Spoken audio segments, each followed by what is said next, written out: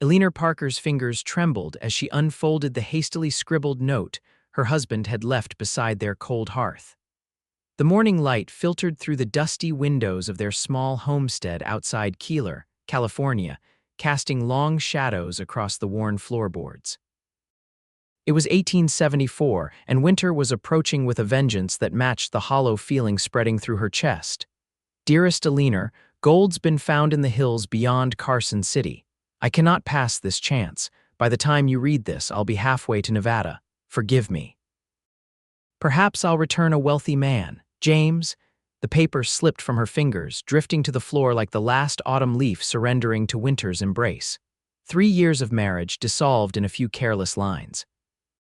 Eleanor sank to her knees, the reality washing over her. She was alone, abandoned for the promise of gold, with a farm to tend and dwindling supplies as the Sierra Nevada mountains began to don their white winter coats. "Madam," a deep voice called from outside, followed by a respectful knock. "Delivery from town. Mr. Henderson at the general store was worried when you didn't come in for your weekly supplies." Eleanor hastily wiped her tears, smoothed her faded calico dress, and opened the door to find a tall stranger standing on her porch. His wide-brimmed hat was pulled low, but she could see kind eyes beneath the shadow it cast. A dark mustache framed his mouth, which was currently set in a line of concern. "I'm Thomas O'Brien," he said, removing his hat. "Most folks call me Tom. I've been helping old Henderson with deliveries since his son went east for schooling." Eleanor accepted the parcel of supplies, her mind racing with questions about how she'd pay for them now that James was gone. "Thank you, Mr. O'Brien, but I didn't order these. Henderson said you've never missed a Saturday in town since you and your husband settled here. When you didn't show, he figured something might be amiss." His eyes dropped to the letter on the floor, then quickly averted. "Begging your pardon, madam." Eleanor felt a rush of shame, followed by anger not at this stranger's perception, but at James's betrayal. "My husband has decided to try his luck in the gold fields," she said, her voice stronger than she felt. "It seems Keeler wasn't exciting enough for him." Tom O'Brien nodded slowly. "Gold fevers claimed many a man's good sense, Mrs. Parker, Eleanor Parker." She straightened her spine. "And I intend to manage just fine on my own." "I don't doubt that for a minute, Mrs. Parker." His smile was brief but genuine. "But winter's coming on fast, and tending a homestead alone is hard work for anyone." Eleanor bristled. "I'm not some delicate Eastern flower, Mr. O'Brien. I've worked this land alongside my husband for 3 years. I never suggested you were delicate, madam. Just that everyone needs a neighbor now and again." He replaced his hat. "I'm staying at the old Miller place, helping the widow there with her cattle through winter. If you need anything repairs, heavy lifting, someone to check your fence line, I'm just over the ridge." After he left, Eleanor stared at the supplies he'd delivered: flour, coffee, salt, sugar, and even a small bottle of lavender water that she occasionally allowed herself as a luxury. Henderson had always been kind, but this thoughtfulness touched her deeply.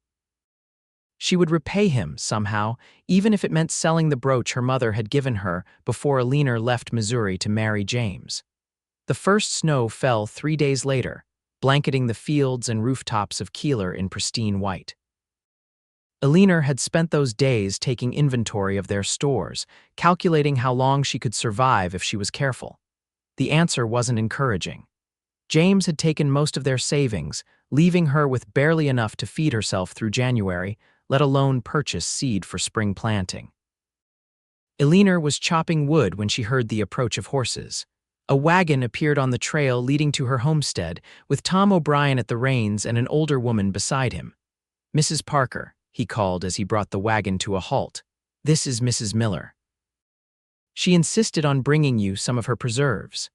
The widow Miller was a small, sturdy woman with gray streaked hair tucked under a woolen bonnet. Her weathered face creased into a smile as Tom helped her down from the wagon. "No one should face the first snow alone, dear," she said, bustling forward with a basket. "Especially not with that good-for-nothing husband running off like some foolish boy." Eleanor's shock must have shown on her face because Tom cleared his throat. "News travels fast in small communities, Mrs. Parker. Indeed it does," Mrs. Miller continued, unperturbed. My herald, God rest his soul, always said a man who chases gold instead of tending his fields isn't worth the dirt under his fingernails. Now I've brought peach preserves, pickled beans, and some dried apple slices. Tom says you're determined to make it on your own, which I respect, but there's no shame in neighbors helping neighbors. That's very kind, Eleanor managed, setting aside her axe. Her arms ached from the unaccustomed labor. James had always handled the wood chopping. Tom's gaze fell to the meager pile of wood she'd accumulated. Mrs. Parker, would you allow me to finish that for you? There's a storm coming in from the mountains, and you'll need more than that to keep warm. Pride warred with practicality in Eleanor's mind. I can pay you, she said finally. Not with money, but perhaps with eggs when the chickens start laying again, or no payment necessary, Tom interrupted gently. Just neighborliness. Mrs. Miller needs help with her place, and I help her. You need help with yours, so I help you. That's how folks survive out here. While Mrs. Miller chatted amicably about town gossip and her late husband's cattle operation, Tom set to work with the axe. Eleanor couldn't help but notice the efficiency of his movements, the way the wood split cleanly under his powerful strokes. By the time Mrs. Miller was ready to leave, there was a substantial woodpile neatly stacked against the house. Winter storms can last for days in these parts, Tom explained, removing his gloves. This should see you through the worst of it, but I'll check back after the snow to make sure you're all right. Mr. O'Brien, Eleanor said as they prepared to leave, thank you, I'm not accustomed to accepting help. None of us make it alone out here, Mrs. Parker, not for long anyway. His eyes held hers for a moment. Strong as you are, there's no dishonor in a helping hand. The promised storm arrived that night with a vengeance, howling around the small homestead and driving snow through every tiny crack. Eleanor huddled near the fireplace, wrapped in quilts, listening to the wind and wondering if James was warm wherever he was. The thought brought no comfort, only a hollow ache where love had once resided. Tom O'Brien was true to his word. 3 days later, when the storm had passed, he appeared on horseback, looking like a figure from a storybook with snow dusting his shoulders and hat. Just checking that you weathered the storm, he said, dismounting. Need anything from town? I'm heading in for supplies. Eleanor hesitated. Her stores were already low, and the chickens had stopped laying in the cold. If Mr. Henderson would extend credit until spring, I need flour and coffee. He will, Tom assured her. Henderson's a good man, lost his wife to consumption 10 years back, and the town rallied around him. He doesn't forget such things. When Tom returned that afternoon, he brought not only flour and coffee, but also a newspaper, 3 candles, and a letter. This came for you, he said, handing her the envelope. From Nevada Territory. Eleanor's heart lurched as she recognized James's handwriting. She tucked the letter into her pocket, unwilling to read it in front of Tom. Thank you for the candles. They're a luxury I wouldn't have allowed myself. Light matters in the dark months, Tom said simply. Mrs. Miller mentioned you might be looking for work, to tide you over until spring planting. Eleanor nodded, embarrassed but practical. I can sew, cook, clean, whatever's needed. Henderson needs help at the store. His hands pain him something fierce in winter, makes it hard to write in the ledgers and unpack crates. It's not much pay, but it's steady work 3 days a week. That would be most welcome, Eleanor admitted, but I have no way to get to town regularly. I pass by here on my way to help the blacksmith on Mondays, Wednesdays, and Fridays, Tom said. You're welcome to ride with me, it's no trouble. Later, alone by lamplight, Eleanor finally opened James's letter. Eleanor arrived in Carson City. Claims are scarce, heading further north with some fellows I met. Don't worry yourself, I'll send money when I strike it rich. James. Not a word of affection, not a question about her welfare, just hollow promises and selfish dreams. Eleanor held the paper to the lamp's flame and watched it burn to ash. The winter settled into a rhythm. 3 days a week, Tom would arrive before dawn, and they would ride to Keeler together. Eleanor would work at Henderson's store, carefully recording purchases in the ledger with her neat handwriting, while Tom helped at the blacksmith's. Sometimes they would share a simple lunch, bread and cheese or bean soup, before heading back to their respective homes. During these rides, Eleanor learned that Tom O'Brien had come west after the war, working cattle drives in Texas before drifting to California. He never spoke of family back east, and Eleanor didn't pry. There was something comforting in his quiet presence, in the way he seemed content with silence, but could also engage in thoughtful conversation when the mood struck. "Why did you stay in Keeler?" she asked one crisp February morning as their horses picked their way through the snowy trail. "Most men keep moving, especially those with your skills." Tom considered the question. "Tired of drifting, I suppose. Mrs. Miller needed help after her son moved to San Francisco. The town needed someone who could work with horses and cattle. It felt right to stay where I was needed." "And now you're helping the abandoned wife of a gold seeker," Eleanor said, unable to keep the bitterness from her voice. "I'm helping a neighbor," Tom corrected gently. "What your husband did says everything about him and nothing about you." By March, the snow began to recede, revealing muddy fields that would soon need planting. Eleanor had saved enough from her work at Henderson's to buy seed, but the prospect of plowing and planting alone was daunting. She had watched James do it, had helped with parts of it, but had never managed the entire process herself.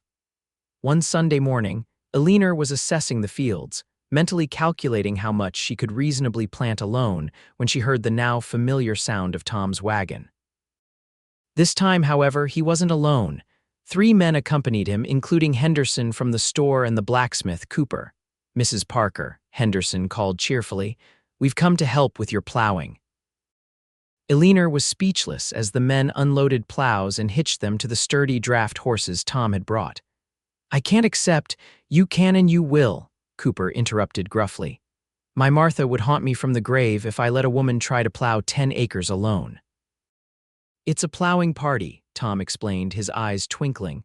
"It's how things get done around here. Next month, we'll all help the Johnsons repair their barn. Come summer, everyone pitches in with each other's harvests. But I have nothing to offer in return," Eleanor protested.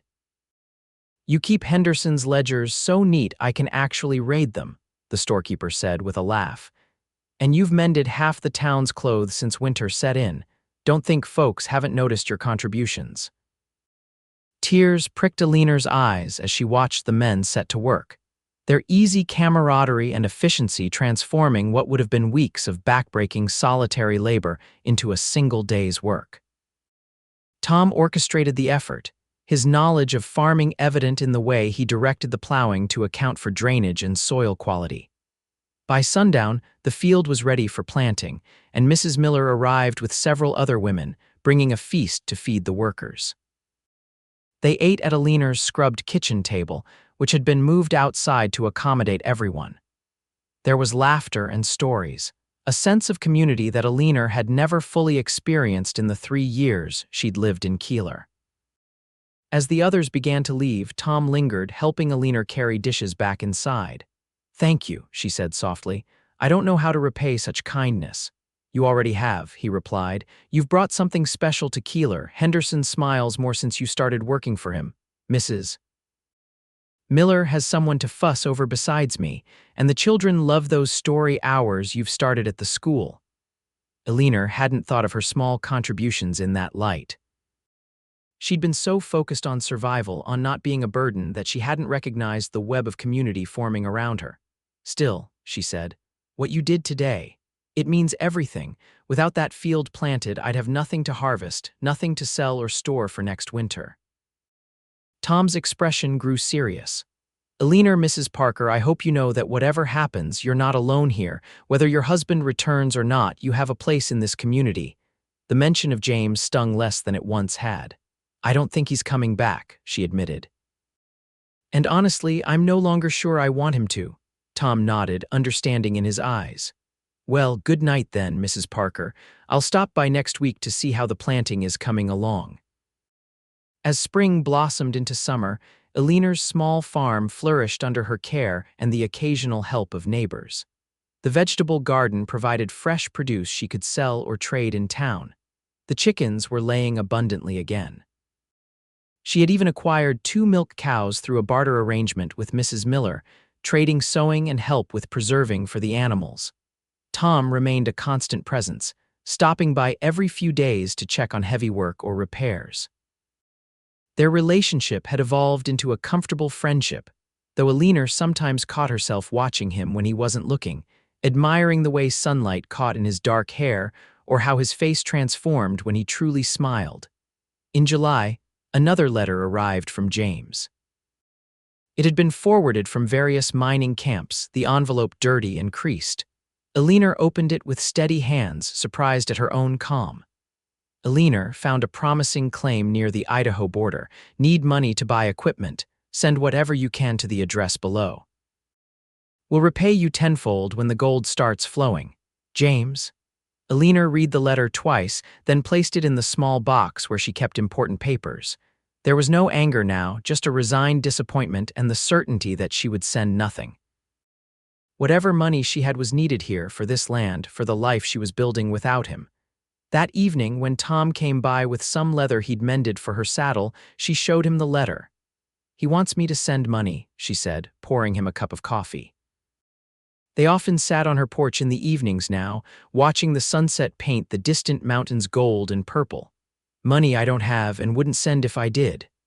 Tom accepted the coffee but declined comment on the letter. Not my place to tell you how to handle your husband, Mrs. Parker. Eleanor, she said suddenly. After all these months, I think you might call me Eleanor. His eyes met hers, warm and surprised. Eleanor, then, and I'm Tom, not Mr. O'Brien.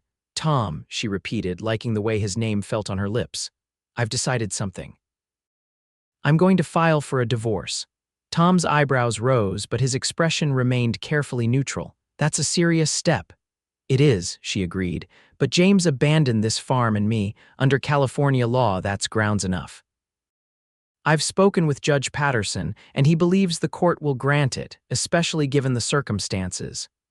And you're certain that's what you want? Eleanor looked out at the fields she'd planted, the garden she'd tended, the home she'd maintained, all without James. I am. I've built a life here, one that's mine. I don't want to live in limbo, waiting for a man who chose gold over our marriage. Tom nodded slowly. For what it's worth, I think you're making the right decision. You deserve to move forward. The harvest that fall was bountiful, far exceeding Eleanor's expectations. With Tom's guidance on crop rotation and soil management, her fields had yielded enough to secure her finances through the coming winter and provide seed for the next year's planting. Henderson had paid a fair price for her excess produce, and the preserves she'd made under Mrs. Miller's tutelage filled her pantry shelves. The divorce proceedings progressed slowly but steadily. Judge Patterson had sent the required notices to James's last known whereabouts, but there had been no response. The judge assured Eleanor that after the legally required waiting period, the divorce would be granted by default. As winter approached again, Eleanor found herself in a vastly different position than the previous year. She was financially secure, respected in the community, and most surprisingly content with her life. The pain of James's betrayal had faded into something more like pity for a man who couldn't recognize the value of what he'd abandoned. Tom continued his regular visits, though the pretense of checking on repairs had long since worn thin. They both knew he came to see her, to share meals and conversation, to sit companionably on her porch as the seasons changed around them. Eleanor found herself looking forward to these visits with an anticipation that both thrilled and frightened her. One evening in late November, as the first snowflakes began to fall, Tom arrived with a small package wrapped in brown paper. "Early Christmas gift," he explained, uncharacteristically nervous as he handed it to her. "I saw it in Sacramento last month when I went to sell Mrs. Miller's cattle." Inside was a book of poetry, Tennyson's collected works, bound in soft leather with gilt-edged pages. "You mentioned once that you missed reading poetry," Tom said, watching her expression carefully. "Your copy of Wordsworth was left behind in Missouri." Eleanor ran her fingers over the embossed cover, deeply touched that he had remembered such a casual comment from months ago. "Tom, it's beautiful, thank you." "There's something else," he said, his voice low and serious. "Something I've wanted to say for some time now." Eleanor's heart quickened. "Yes, I know your divorce isn't final yet, and I respect that you need time, but I want you to know that if you're ready to consider a future that might include someone else. He took a deep breath. I care for you, Eleanor, more than as a neighbor or friend. Eleanor looked down at the book in her hands, then back up at Tom's earnest face. I care for you too, she admitted softly, but you're right, I need time, not just for the divorce to be final, but to be sure of myself, of what I want. Tom nodded, relief evident in his expression. I understand. I'm not going anywhere, I'll wait. The winter passed with a new undercurrent of anticipation between them. Their friendship continued as before, but now there were lingering glances, fingers that brushed accidentally when passing a cup of coffee, conversations that ventured into deeper territory, hopes, dreams, pasts that had shaped them. Eleanor learned that Tom had lost his parents young and been raised by an uncle who worked the railroads. He'd fought for the Union during the war, though he rarely spoke of those years. Afterward, finding his uncle had died and having no home to return to, he'd headed west like so many others, seeking something he couldn't name until he found it in Keeler. It wasn't the place itself, he told her one evening as they sat before her fire, snow falling heavily outside. It was the feeling that I could matter here, that what I did made a difference to folks. I understand that, Eleanor said. In Missouri, I was just one of the Parker girls. Here, even when James was still around, I began to feel like my own person. After he left, well, it was hard and frightening, but also freeing in a way I never expected. February brought the news Eleanor had been waiting for. Judge Patterson had granted her divorce. James, having never responded to any notices, had forfeited his right to contest it. Eleanor was legally a free woman, the homestead officially hers alone. That evening, she walked to Tom's cabin for the first time. He'd been helping Mrs. Miller with a sick calf and hadn't come by as usual. Eleanor knew the path well, though she'd never traveled it herself. Tom looked up in surprise when she knocked on his door, his sleeves rolled up as he washed dishes in a basin. Eleanor, is everything all right? Everything's fine, she assured him, suddenly shy despite her determination. I received news today, the divorce is final. Tom dried his hands slowly on a towel, watching her face. That's good news then. It is, she confirmed. It means I'm free to make my own choices about my future.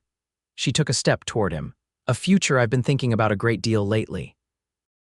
Understanding dawned in his eyes, but he remained where he was, giving her the space to come to him of her own accord. And what have you decided about that future? That I'd like to build it with someone who sees me, truly sees me, and values what he sees. Another step closer. Someone who showed me that I was worth far more than any gold my husband might find. Tom closed the distance between them, taking her hands in his. Eleanor Parker, I've loved you since that first winter, watching you fight to make it on your own. You're the strongest, most determined woman I've ever known. And you, Thomas O'Brien, are the kind of man I never knew existed, patient, generous, and true to your word. She squeezed his hands. I love you too. Their first kiss was gentle, a promise exchanged in the warm light of Tom's cabin, with the winter wind singing around them and the future stretching out like an unwritten page. They married in April, as the fields were greening and wildflowers painted the hills around Keeler in swaths of color. The whole town turned out for the celebration, Henderson giving the bride away, Mrs. Miller weeping happy tears into her handkerchief, and Judge Patterson beaming as he pronounced them husband and wife. Tom moved into Eleanor's homestead, bringing with him a fine stallion he'd been training and tools he'd collected over the years. Together, they expanded the farm, adding more cattle and improving the irrigation system Tom had designed. Summer brought news from Nevada. James Parker had died in a mining accident, crushed when an unsupported tunnel collapsed. Eleanor received the information with quiet reflection rather than grief. The man she had once loved was long gone, replaced by a stranger driven by greed. She said a prayer for his soul and turned her attention back to the life she had built. By their first anniversary, Eleanor was expecting their first child. Tom's joy was boundless as he prepared the farm for their expanding family, building a cradle from oak and adding a room to their home. What do you think of naming him after your father if it's a boy? Tom asked one evening as they sat on their porch, Eleanor's hands resting on her growing belly. William would be a fine name, she agreed, and if it's a girl. I've always been fond of the name Rose, Tom said, covering her hands with his. Strong but beautiful like her mother. William Thomas O'Brien was born on a clear September night in 1876, healthy and strong-lunged. As Eleanor cradled their son, with Tom sitting beside her on the bed, his arm around her shoulders, she marveled at the journey that had brought her here. I never thought I could be this happy, she confessed, watching Tom stroke their son's tiny hand with one finger. When James left, I thought my life was over. And now, Tom asked, pressing a kiss to her temple, now I know it was just beginning, she said. He left me for gold, but what he really did was make room for something far more precious. We're the lucky ones, Tom said. Some people spend their whole lives chasing what they think will make them happy, never recognizing the real treasure right in front of them. As William grew, so did the O'Brien farm. Eleanor's careful management and Tom's innovation made their homestead one of the most productive in the area. They added a daughter, Rose Elizabeth, 2 years after William's birth, and another son, Joseph, 2 years after that. Henderson eventually sold his store to his son, who had returned from back east with a wife and education, but the old man remained a fixture in town and a frequent visitor to the O'Brien home. Mrs.